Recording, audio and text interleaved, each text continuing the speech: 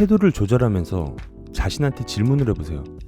지금 내 타겟의 채도가 높은지, 낮은지, 적당한지.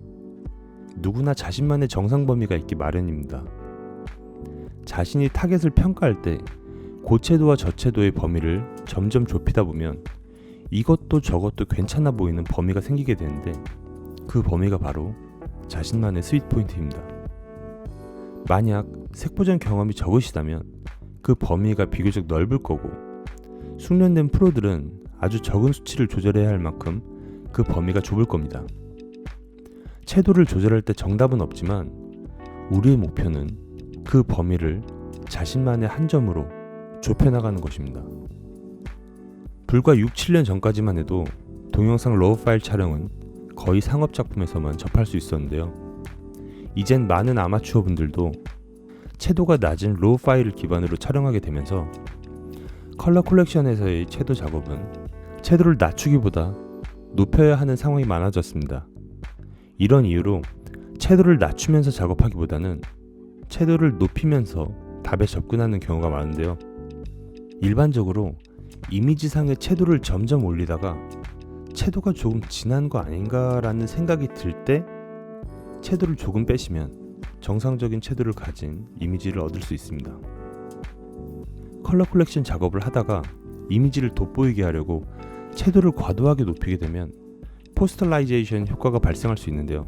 이 현상은 이미지상 컬러들의 채도가 극단적으로 올라가게 되면 해당 색공간에서 표현할 수 있는 고채도의 한계치까지 들러붙어서 채도의 자연스러운 그라데이션이 사라지는 현상을 말합니다.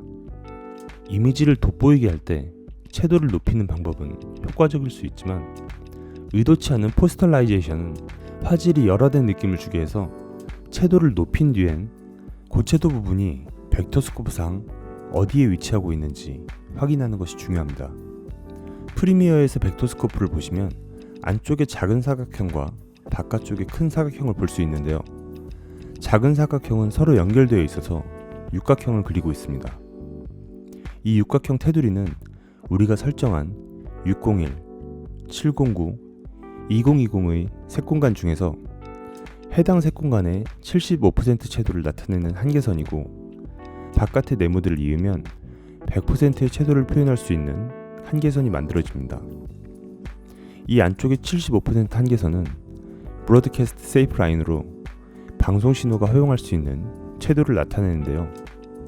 넷플릭스 같이 엄격한 QC를 요구하는 디스트리뷰터와 계약을 하지 않는 이상 75%의 선을 넘겨도 큰 무리는 없고, 인터넷상에서 취미로 영상을 하는 분들이라면 100%를 정말 크게 넘지 않는 이상 이미지의 훼손을 육안으로 알아차리기 어렵습니다. 그런데 여기서 중요한 점은 컬러 콜렉션 단계에서는 채도가 떡질 만큼 세츄레이션을 심하게 높일 경우가 없다는 점입니다. 네, 알고 있습니다. 저도 그랬고, 작업을 하다 보면 어느 장면에서나 색보정으로 뭔가를 보여주고 싶은 욕심이 생기기 마련인데요. 예를 들어 맑은 날 바다의 사이언 채도를 과하게 끌어올리거나 잔디의 초록색 채도를 비정상적으로 높이는 등의 실수가 그것입니다. 컬러 콜렉션에서의 가장 중요한 점은 바로 욕심을 버리는 것입니다. 그 욕심은 우리가 색보정할 때 한 컷의 이미지를 여러 컷과 유기적으로 연결된 하나의 부품으로 보는 게 아니라 한 장의 독립적인 객체로 인식할 때 생기는 경우가 많습니다. 다시 말해, 우리는 한 장의 이미지를 다루는 포토샵을 하는 게 아니라 여러 컷들이 붙어있는 영상을 다루는 작업을 하기 때문에 항상 영상 전체의 분위기를 생각하면서 작업해야 한다는 것입니다. 그래서 컬러 콜렉션의 채도 작업은 일단 씬 안에 있는 각 컷들의 톤과 컬러를 정돈하는 게 우선인데요. 그 정돈을 하기 위해서는 씬 안에 자신이 이용할 타겟들을 빨리 파악하고 그 타겟마다 채도를 일관성 있게 조절할 수 있는 자신만의 스윗 포인트를 정립하는 게 중요합니다. 프로 기자들도 모두 저마다의 스윗 포인트를 가지고 있고 조금씩 그 정도도 틀립니다. 그래서 채도 조절에 어떤 정답이 있다라기보다는 각 컷마다 자신이 정한 타겟에 벡터스코프를 보지 않고 얼마나 일관적인 채도를 부여할 수 있느냐가 채도 작업의 핵심입니다. 이번 시간에는 컨트라스트와 화이트 밸런스를 잡은 뒤에 채도를 조절하는 방법에 대해 알아봤는데요. 어떤 피사체에 어느 정도로 채도를 부여할지에 대해 설명드렸습니다. 정리하자면 우리가 일상생활에서 보는 스킨톤이나 자연이 갖고 있는 기억색을 타겟으로 너무 높지도 낮지도 않은 채도를 부여하는 작업이 컬러 콜렉션상의 채도 작업이었는데요. 막상 작업을 해보면 내가 기억하는 채도가 이게 맞는 걸까? 라는 의문은 반드시 생기게 될 겁니다. 그런데 여기서 중요한 점은 그 의문이 생겼다는 자체가 성공이라는 점입니다.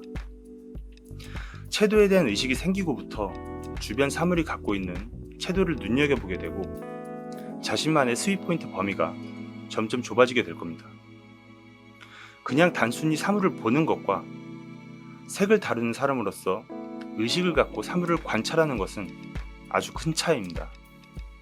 시각적 지각에 대한 의식을 갖게 된 지금부터가 시작입니다.